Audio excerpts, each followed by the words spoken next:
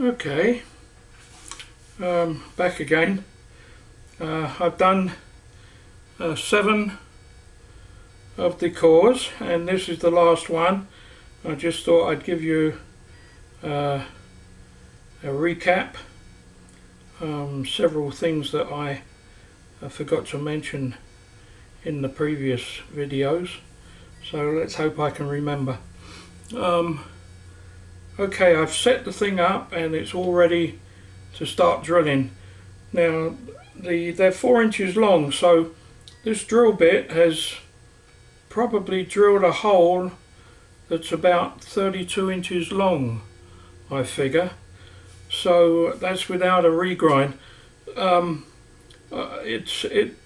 think it's getting a little bit dull, but I'm not going to move it now because it's been so successful. But it's entitled to get a bit dull, I think, after drilling that length.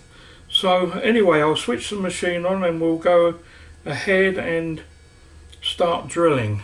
I hope you can see this. I've zoomed the camera in a little bit, and let's hope that the batteries don't quit on me or it switches off. So here we go. So I'm just pushing it. It's just an ordinary 1/2 inch shaft with a collet on the end.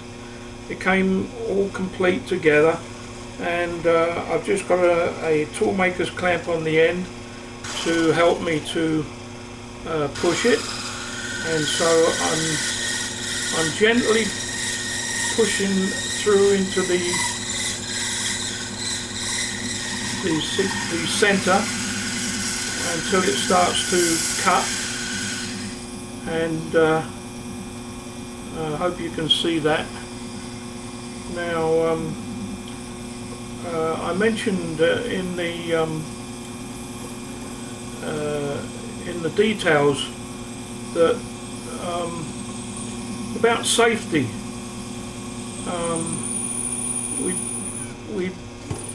We become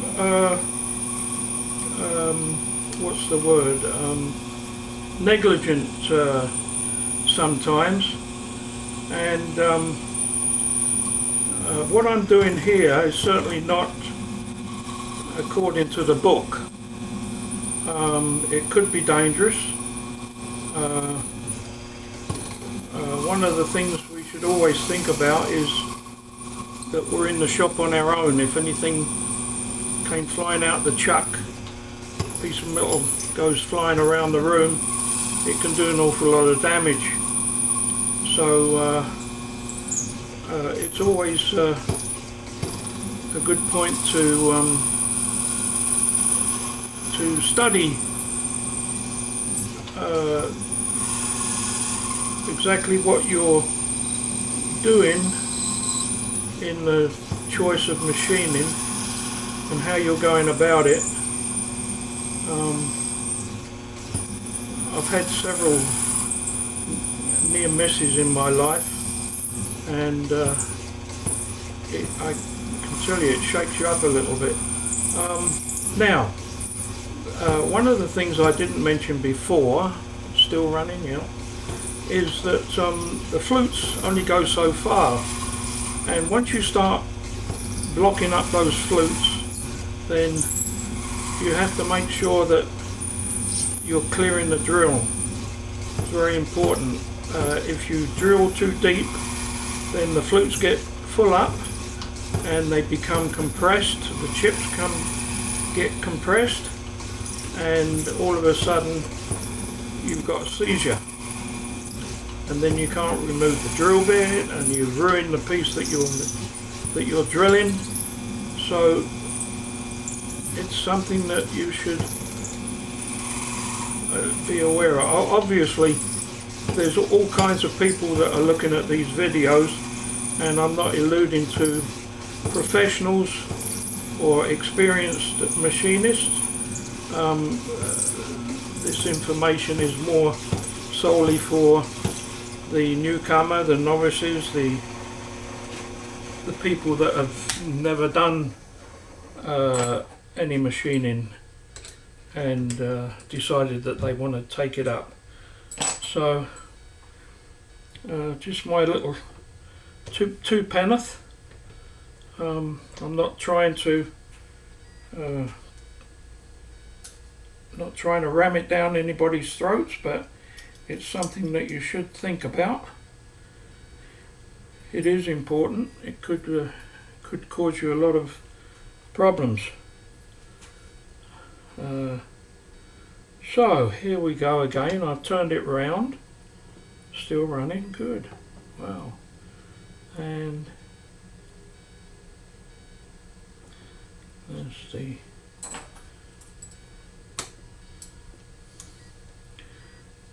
put the floating block underneath one of the jaws so that it closes it up.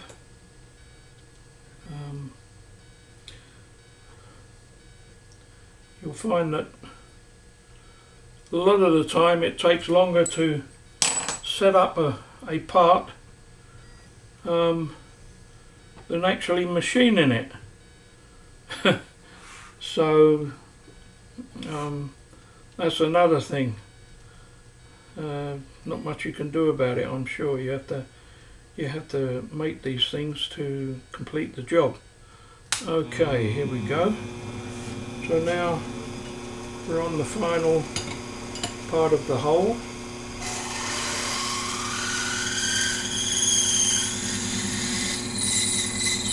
Still running.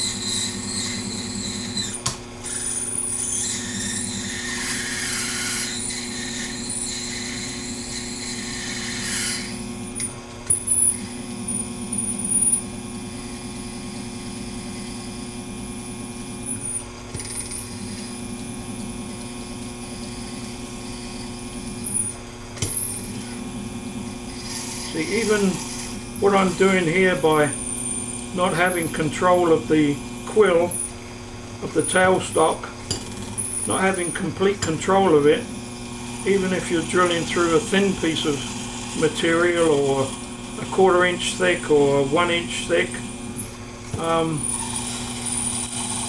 it's like working on a bandsaw.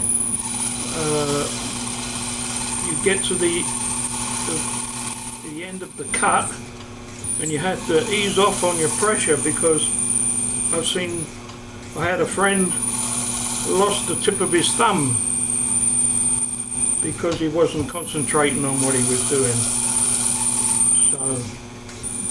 So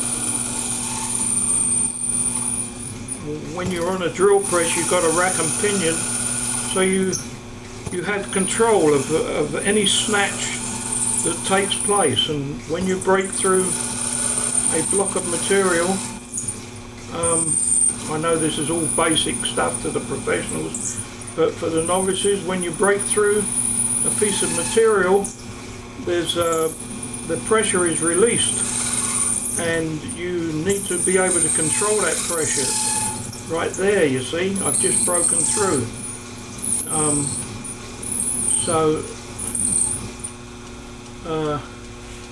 You get that release of pressure, and you're still pressing, and your hand goes forward. Very dangerous. So this is not kosher, and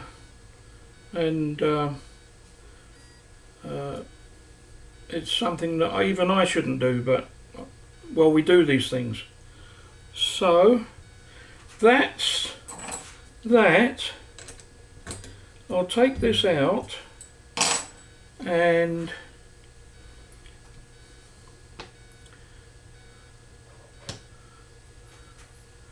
take that off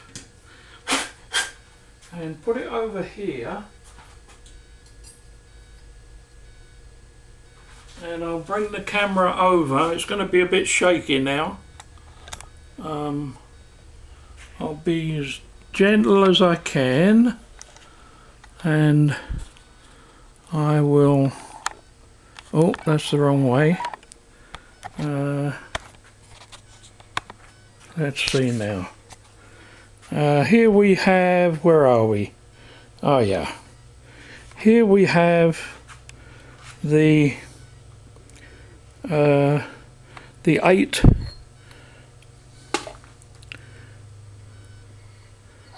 the 8 cores all together, and that's what the radiator is going to look like. Then of course there has to be a header tank put on, and a bottom tank, and side brackets, and that should be it. But there's still quite a bit of work to do. So I'm going to cool off now. I hope you've enjoyed my unprofessional videos. Hope you've learned something, and you'll benefit from it. Thank you.